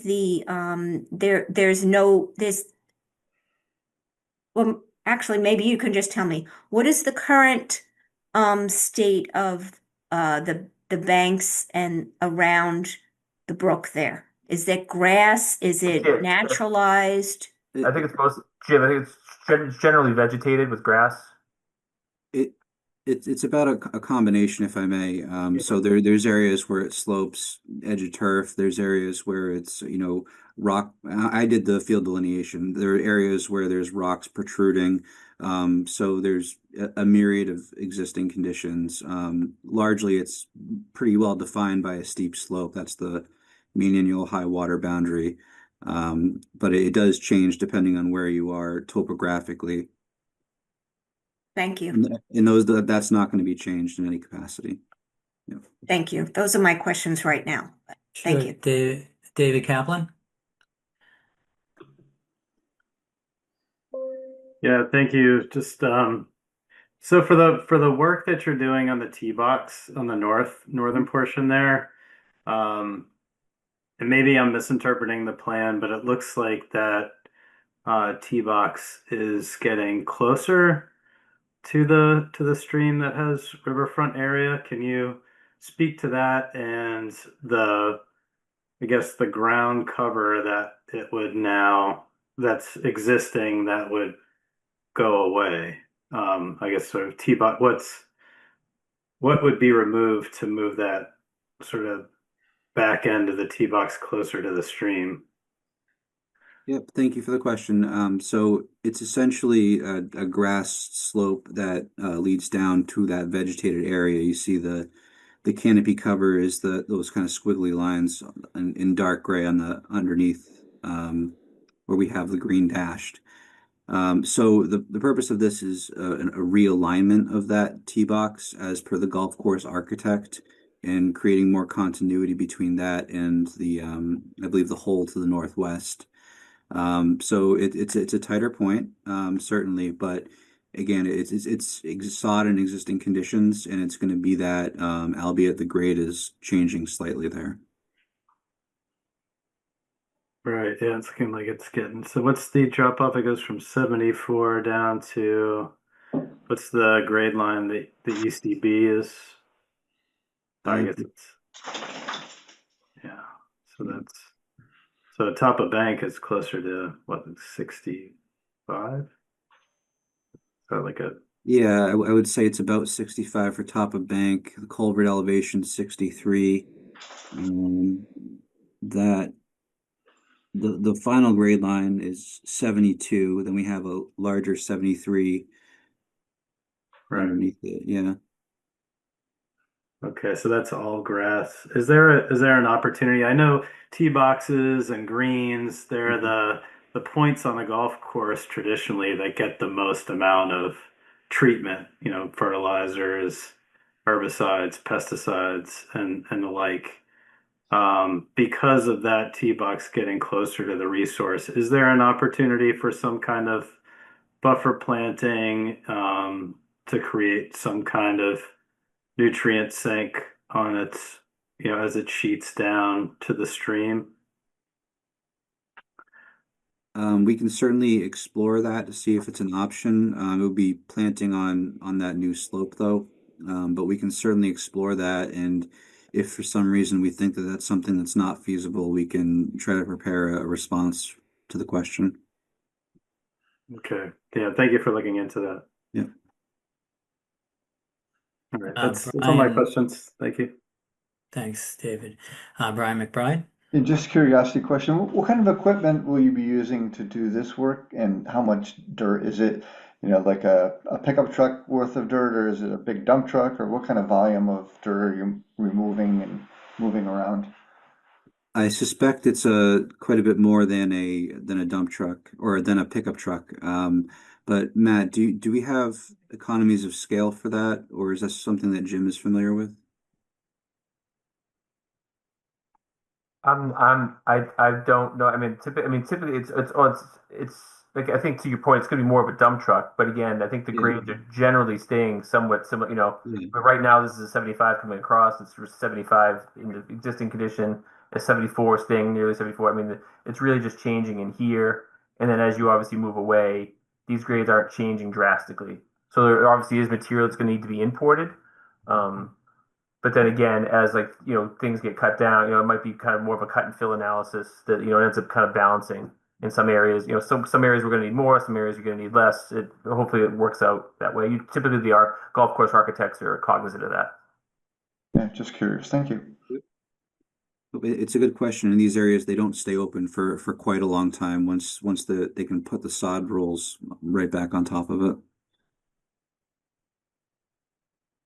it. So Brian took your hand down. You finished? Yes. Nathaniel Stevens. Thanks. Two questions. One in the area, if you could zoom back in where we were discussing with David Kaplan. I did notice there was a concrete cart path there. I was just wondering what that feature is. I think there's some, it says ECB. It looks like there's a lightly gray shaded triangle coming out there. I was wondering what that is. I'm just going to read it. It's a spring.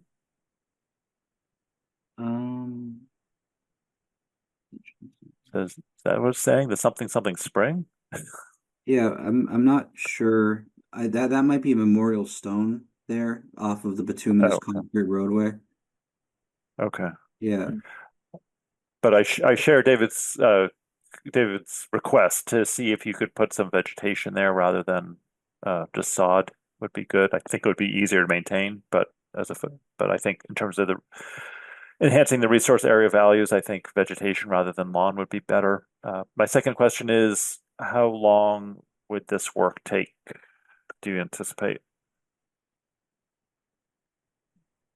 I think I can't imagine it would take more than a few months, but perhaps Jim, if you have a better sense of the contractors that you work with, I know the ground doesn't stay open for very long once they start their kind of surgical grading. Yeah, the whole project for the whole golf course, Arlington and Winchester, begins August 3rd and is planned to finish before Thanksgiving. Okay, thanks. So that obviously covers more than just this area that we're seeing. Yes. Correct. I hope, yes. I would imagine this is only a couple days worth of work. Okay, thank you. Within your jurisdiction. Obviously, like I said, it's a couple of months, but that's the whole golf course. This is a pretty finite piece of a larger project. Okay, thank you. Any other questions from the commission? So I had a few myself. David Kaplan, please go ahead. But yeah, why don't you ask yours and then Sure. mine are sort of for a wrap up. Yeah, I had a couple questions. So I noticed reading through your material that you mentioned redevelopment. Are you filing under redevelopment? As it pertains to the stormwater management standards? No, for the project. What's the notice of intent filed under? Redevelopment, or are you filing under 10 I see what you 585? mean. Yep. Yeah. You mean as it pertains to the notice of intent? Yes. Yep. I can try to pull that up. But So my question comes up because I'm wondering if this is redevelopment and if you're filing under that, and we should look at it in that light. But also because, as it says in 10585, when a lot is previously developed, but no portion of the riverfront is degraded, the requirements of 10584 shall be met. So I'm wondering where you are with this filing. Which I think you should be in 584. 584 meaning the performance You standards. should, yes, performance standards of 584. Yeah, and I believe that we've submitted the alternatives analysis, and I believe that we're below the 10% threshold of the total RFA area for as it pertains to the Arlington portion. Mm-hmm. Yeah.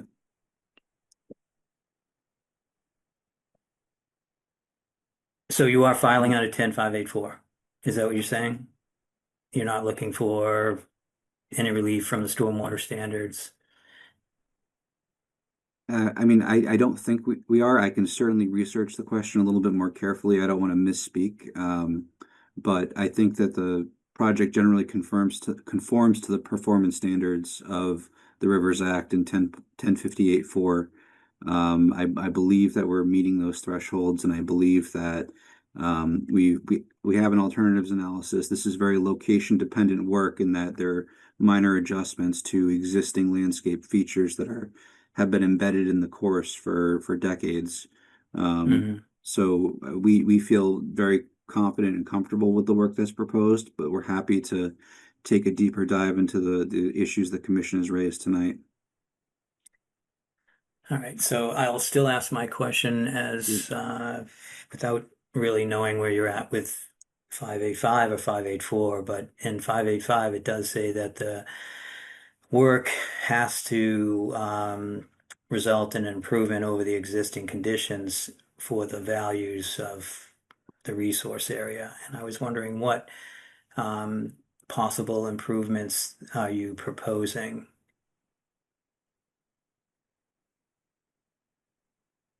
I believe that our primary purpose here is to maintain baseline conditions.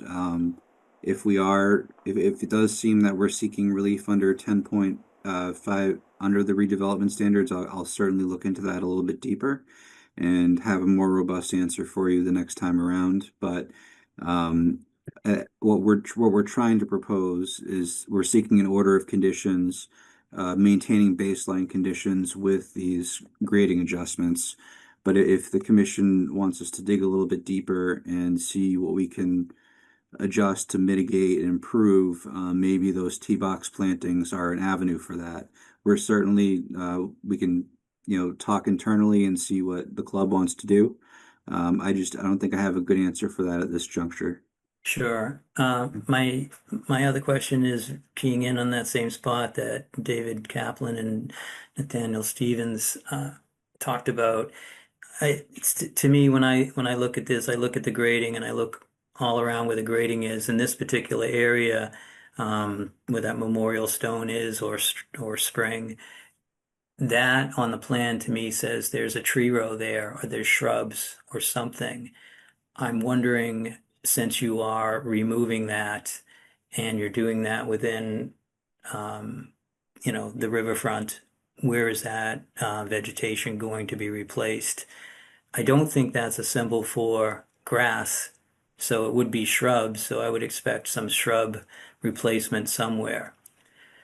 And then you don't have to go to it, but you have pictures of the Herbert Myers Brook. And on one side, the vegetation is quite healthy. On the other side, it looks like you've mowed or at least seasonally mowed down to the bank of the stream. I'd like you to look in that area. I know that it may not be, that first picture on the left-hand side shows lawn down to the stream and then more roughage on the other side. I'd like you to look into having a no-mow area on, I guess, the fairway side of the stream also as part of the improvement that must be built into this project under the standards. So I think that's, oh, and the only other thing that I want to mention is you don't have a file number issued by DEP, so you might know that anyways, but I'd like the We do have a commission to file know. number, I believe. I don't Oh, mean to interrupt you. I'm sorry, but we oh, do have. sure, it's just Yeah. not on the portal. Okay. Okay, so if you do, that's great. I'm sure we'll have it by the next meeting. Chuck, Yeah, and so the I- operation and maintenance plan, I think that would be something, Susan brought that up. She said she'd like to see it. I would like to see it also, but include the area next to the brook and to find out what exactly you are doing in such close proximity to the brook. So I see a bunch of hands up now, so I'm going to turn it over to, I have to guess, but I think David Kaplan is, no, sorry, David Morgan is usually the one that tries to. Yeah, I just have a clarifying point on the riverfront standards question. 105841 is where the commission has the authority to allow up to 5,000 square feet or 10% of the riverfront area, whichever is greater, et cetera, et cetera. That was what Andrew was referring to earlier, and the calculation here is approximately 7,500 square feet of work is proposed within the inner 100 foot distance of the riverfront area. Just wanted to add that data point since we're considering whether it was above or below that threshold. All right, thank you, David. I'm just guessing, so let me know, Susan Chapnick? If it was Nathaniel. Sure. Nathaniel, I don't know if you raised your hand before me, so I'm willing to. No, I think you were. Thank you. No, go ahead, Susan. Okay. So I don't see an alternatives analysis. Maybe I missed it. That was going to be my question. Yeah, I didn't see it either. So Andrew, I'd like to see an alternatives analysis. It's required under Riverfront. It's also required under our local regulations under the section on the aura on the adjacent upland resource area.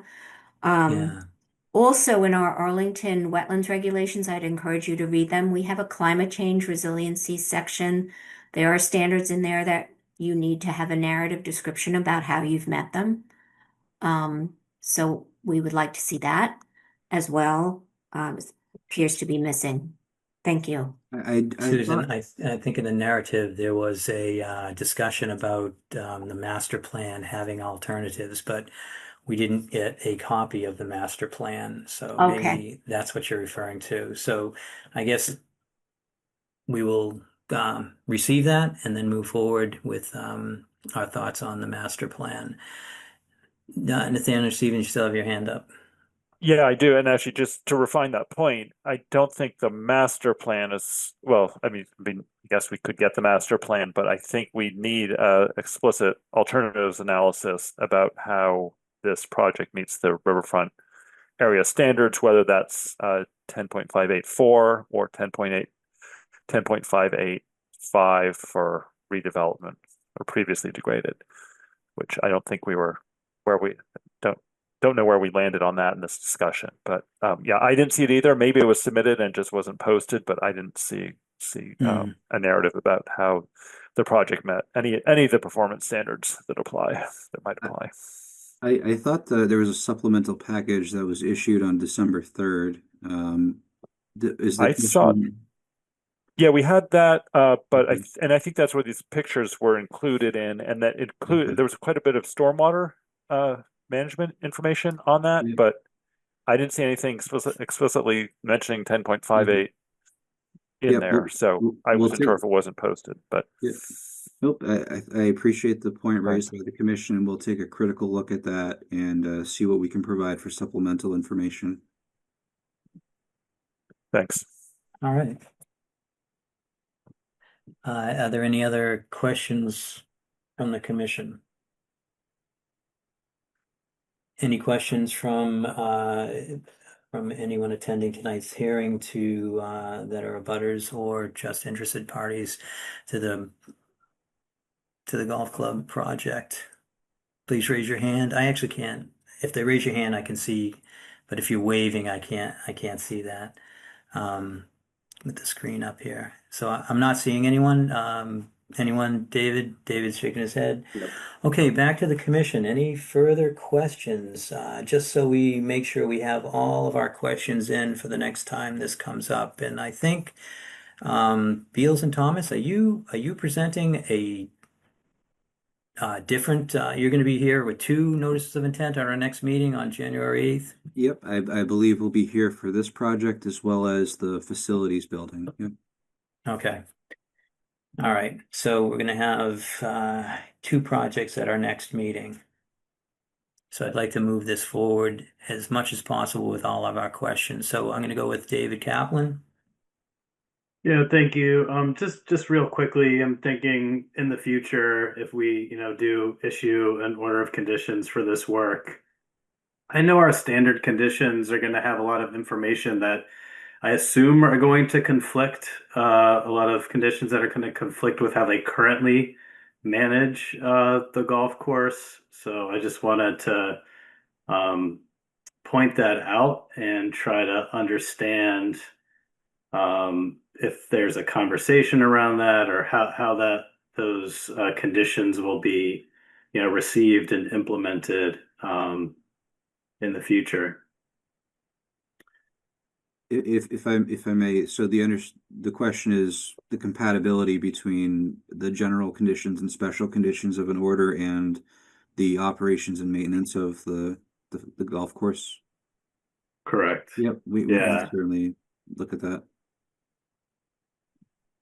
And I'm not sure if that's worth sort of sharing our standard conditions with the applicant. And, maybe that could be the conversation starter around, their current management practices and where there's alignment and where there isn't, for us to get a better handle on as well. Susan, I know that was one of your points about. It's a great point. That's a good point. Mhm. Thank you.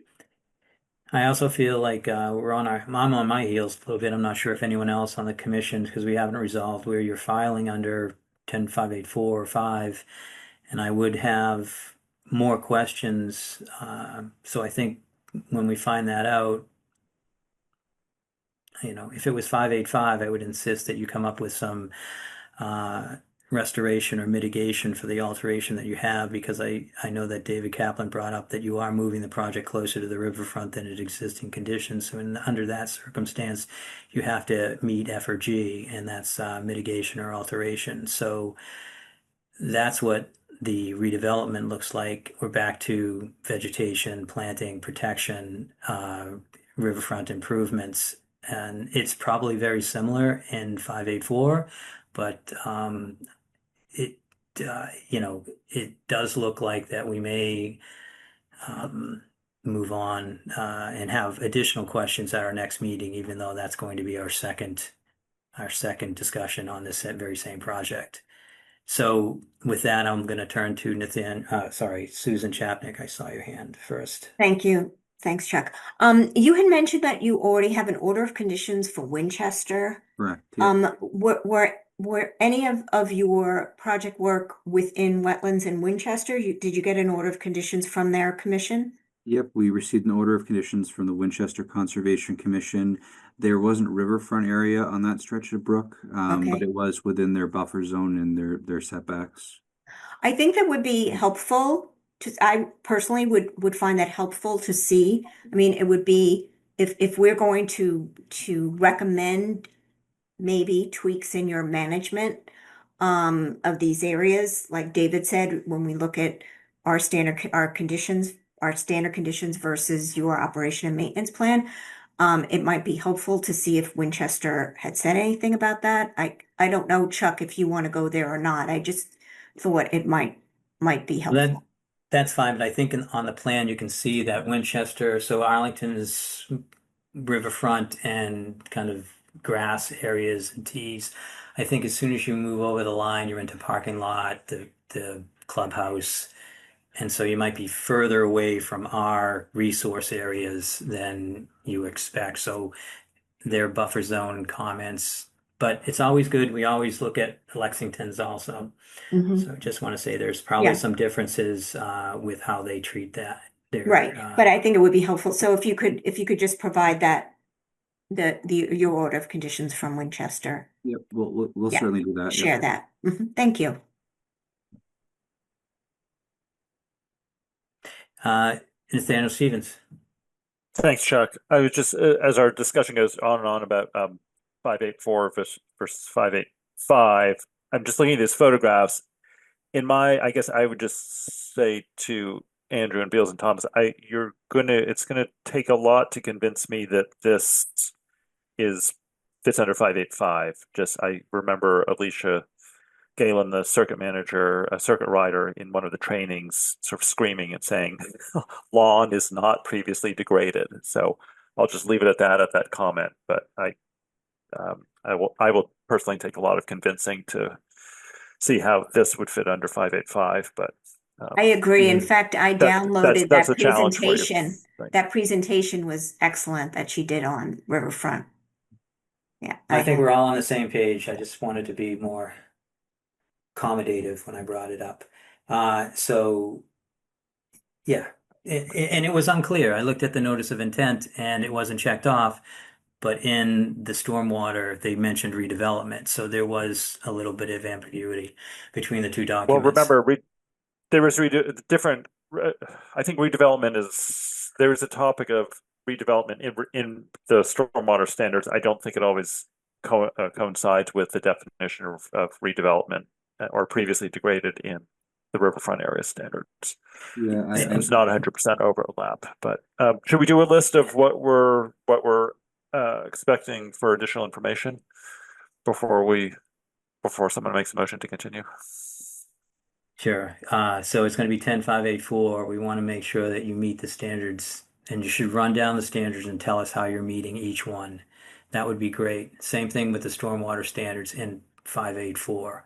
That's my first request. We're looking for an operation and maintenance plan of how you're handling the greens, and specifically around Herbert Myers Brook. We'd like to see more vegetation and not grass, but more herbaceous, shrub, stuff like that in this area. And we'll have a file number by the next meeting. That's all of my notes. Anything else from the commission? Yeah, alternative analysis. We need an Thank you. alternative analysis, and we need a narrative about how you meet the Arlington Wetland Regulation Climate Resilience section. Climate, right. So Susan, you're talking about alternatives analysis for work in the adjacent upland resource area, Yes. which is distinct from probably similar, but we also have alternatives analysis for the riverfront area, of course, under 585. True. So I mean, it could be just one 584. alternatives analysis. Yeah. Right. That covers Yeah, why both wouldn't it be? those regulations. Yeah. Yep. Okay. But we do want written narrative as needed. And then we want to find out, I'm going to throw this in there, but I'm doing it for Nathaniel. What is that, a stone or a spring in that gray area? Just let us know. Oh, yeah, Maybe thanks. provide a picture of it, yeah. of that. Yeah, thank you. And in addition to those, a copy of the order of conditions from Winchester to compare the standards. Yeah. Yes, thank you. Mhm. And actually, if it's easy to send us a plan of what the resource areas are, what that order of conditions covers, that would be helpful. Yep, certainly. It's the same line types, the yellow for the bunkers, green for the greens and the tee boxes. So pretty comparable in terms of what you're looking at, just different resource areas. Okay, thanks. And David Kaplan, did you ask a question about what's used in the tee box for herbicides and pesticides? Did you need specifics? No, I mean, I think just the general, I guess the general operation and maintenance plan. I mean, I'm not necessarily looking for an exhaustive list of products used in that area. I assume anything that's used is legal and meets the label. Anybody is a licensed applicator. Again, I think that's why I was thinking, the potential conflicts that come up with our standard conditions. So I think, I Pesticides, yeah. yeah, I just want to make sure too that, on the whole, that they are following the state nutrient guidelines for not guidelines, regulations for non-agricultural land to the 330 CMR 31. And those are sort of baked into your standard operation and maintenance, as well as any setbacks that our conditions require.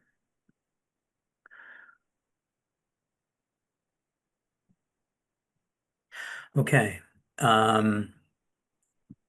If we don't have any other comments for requests for Beals and Thomas, then I'll take a motion to continue to January 8th, 2026. So moved. That was Mike Gildesgame, Second. Nathaniel Stevens. So Susan Chapnick, Yes. David White, Yes. David Kaplan, Yes. Brian McBride, Yes. Mike Gildesgame, Yes. Nathaniel Stevens, Yes. and Chuck Tirani says yes. Okay. Andrew, we'll see you on the 8th. All right. Thank you so much. Thank you. You're welcome. Thank you. Okay. Mission. Bye now. See you next year. Thank you. Yes. See you next year. Really? Okay, so here we are at the end of the meeting. Any other comments? I don't think there's anything else on our agenda.